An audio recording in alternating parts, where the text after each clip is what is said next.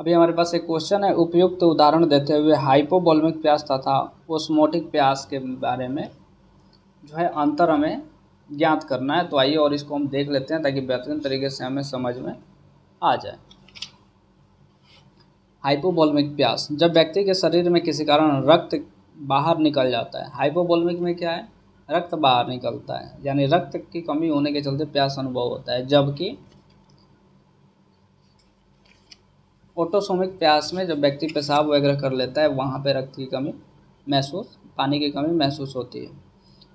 जब व्यक्ति के शरीर में किसी कारण से रक्त बाहर निकल जाता है तो उसके शरीर में रक्त की कुल मात्रा में अस्पष्टता जो होती है वो कमी आ जाती है। रक्तचाप कम हो जाता है और व्यक्ति को प्यास का अनुभव होने लगता है। रक्त निकलने या अतिसार तथा क्षय आदि के माध्यम से व्यक्ति के शरीर में जो जल की कमी होती है उसे बहिकोशिकीय तरल या अंतरकोशिकीय तरल की सांद्रता में परिवर्तन नहीं होता है, क्योंकि नमक एवं अन्य आयन तरल पदार्थ के साथ निकल जाते हैं। ऐसी परिस्थिति में बहिकोशिकीय तरल की मात्रा ही सिर्फ प्रभावित होती है। परंतु यदि बहिकोशिकीय तरल की मात्रा लगातार इस तरह शरीर से निकलते रहता है तो अंतरकोशिकीय कक्ष के भीतर तरल पदार्थ बाहर आकर कुछ हद तक इसकी क्षतिपूर्ति का प्रयास करते हैं। जब अंतरकोशिकीय में नमक एवं अन्य आयन की सांद्रता में कमी आ जाती है तो इससे कोशिकाओं के भीतर जल का जो है विस्मरण बढ़ जाता है और बहिकोशिकीय कक्ष में पानी की कमी हो जाती है। इससे उत्पन्न होने वाले प्यास को हाइपोवोल्मिक प्यास या संक्षिप्त में वोलोमिक प्यास कहते हैं। बैरोग्राहक जो मुख्य रक्त नलिकाओं तथा हृदय में मौजूद रहते हैं द्वारा बहिकोशिकीय तरल की मात्रा में हो रहे ह्रास की सूचना मस्तिष्क को स्वायत्त तंत्रिका तंत्र के माध्यम से दी जाती है। इसके परिणामस्वरूप मस्तिष्क व्यक्ति को प्यास का अनुभव कराता है ताकि व्यक्ति जल पीना प्रारंभ कर दे। मस्तिष्क उक्त कार्य को एक विशेष हार्मोन जिसे वैसोप्रेसिन कहा जाता है से निर्मुक्त करता है। आइए और एक हम उदाहरण देख लेते हैं इसको।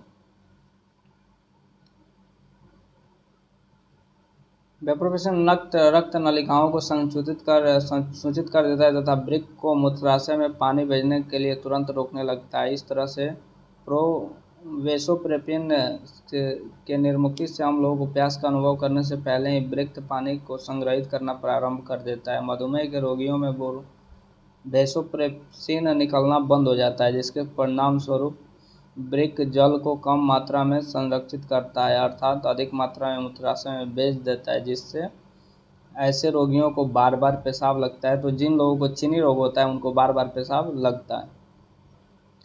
वृक्क की एक अन्य भूमिका भी यहाँ बहुत महत्वपूर्ण होती है। हाइपोवोलेमिक में होने वाले रक्त की मात्रा में कमी की पहचान वृक्क द्वारा भी की जाती है। ऐसी स्थिति में वह एक हार्मोन निर्मुक्त करता है जिसे रेनिन कहा जाता है। रक्त में रेनिन से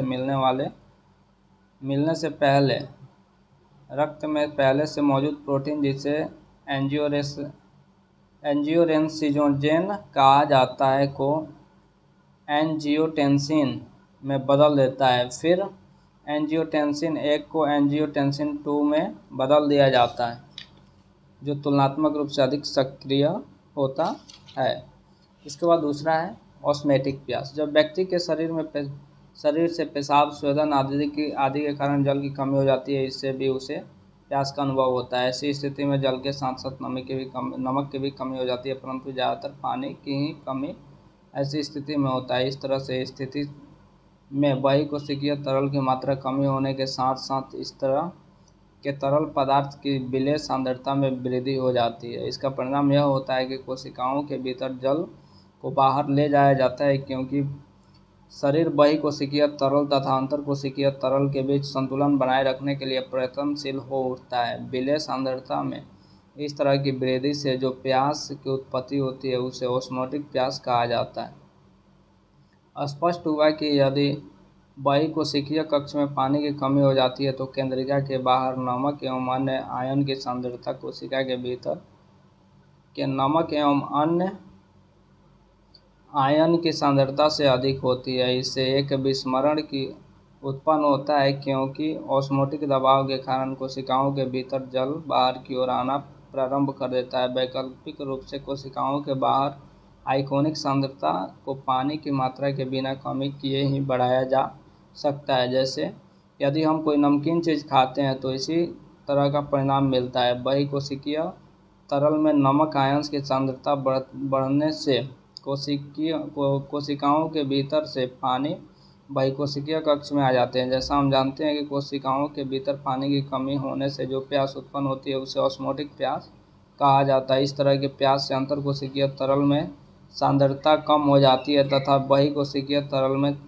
विलेय सांद्रता बढ़ जाती है, जैसा कि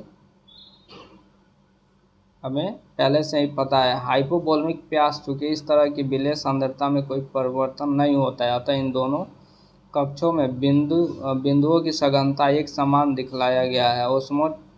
ओसोटोमिक प्यास में व्यक्ति पानी को लेकर अंतरकोशिकीय कक्ष की कोशिकाओं को पानी की कमी के कारण क्षतिग्रस्त होने से बचा लेता है।